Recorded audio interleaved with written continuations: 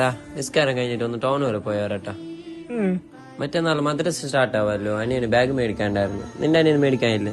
വേണ്ട, ഇനി മുതൽ അവനെ മദ്രസയിൽ അയക്കില്ലാന്ന് ഉപ്പ പറഞ്ഞായിരുന്നു. ഉപ്പാക്കും ഉസ്താദിനും കമ്മിറ്റി പരമായ എന്തോ പ്രശ്നമുണ്ട്. താജുദ്ദീൻ, ആ ഗേട്ടോ നടക്കണേ പോകുമ്പോ. ശരി ഉസ്താ.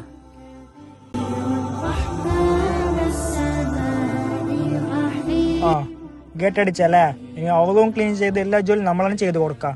മാസം മാസം ജമാഅത്തിന് ശമ്പളം കൊടുക്കുന്നത് വീട്ടിൽ കൊടുക്കുന്ന ഭക്ഷണം കഴിച്ച് മൊബൈലിൽ നിന്ന് കുത്തിരിക്കാനല്ലേ?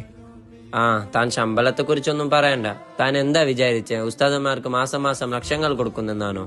തനിക്കറിയോ, ഏറ്റവും തുച്ഛമായ ശമ്പളമാണ് ഞാൻ ഉസ്താദന്മാർക്ക് കൊടുക്കുന്നത്. ബേക്കറിയിലോ ഏതോ കടയിലോ സെയിൽസ്മാനെ വർക്ക് ചെയ്യുന്ന ആളുകൾക്ക് 20,000 30,000 സാലറി ഉണ്ട്. പക്ഷേ നമുക്ക് ഇൽമു പഠിപ്പിച്ചു തരുന്ന ദീനപരമായ കാര്യം പറഞ്ഞു തരുന്ന ഉസ്താദന്മാർക്ക് 15,000 മുകളിൽ സാലറി കൊടുക്കാനായില്ലല്ലോ എന്ന് വിചാരിക്കുമ്പോഴാണ് വിഷമം തോന്നുന്നത്.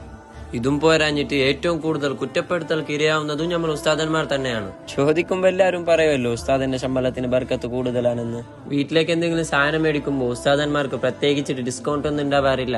നമ്മൾ കൊടുക്കുന്ന അതേ വിലയാണ് അവരും കൊടുത്ത് സാധനം വാങ്ങുന്നത്. അവർക്കും കുടുംബങ്ങളുണ്ട്, കുട്ടികളുണ്ട്, മക്കളെ കെട്ടിച്ചയക്കേണ്ടതുണ്ട്, വീട് നിർമ്മിക്കേണ്ടതുണ്ട്. ഈ തുച്ഛമായ ശമ്പളം കൊണ്ട് ഇതൊക്കെ എങ്ങനെ സാധിക്കുന്നു? എല്ലാ നാട്ടിലും പള്ളി കമ്മിറ്റിയുടെ പ്രശ്നം ഉണ്ടാവും. അതും പറഞ്ഞിട്ട് ഉസ്താദന്മാരെ വെറുത്തിട്ട് അനിയനെ മദ്രസയിൽ അയച്ചില്ലെങ്കിൽ നാളെ കമ്മിറ്റിക്കാർ വന്ന് ഇൽമ പഠിപ്പിച്ചു കൊടുക്കൂ. ആർക്കാ നഷ്ടം? ഉസ്താദിനാ. ഞങ്ങൾക്കൊക്കെ ഒരു വിചാരമുണ്ട്, പള്ളിയിൽ സേവനം ചെയ്യുന്ന ഉസ്താദന്മാർ നമ്മൾ അടിമകളാണെന്ന്. അത് മാറണം ഇൻഷാ അല്ലാഹ്.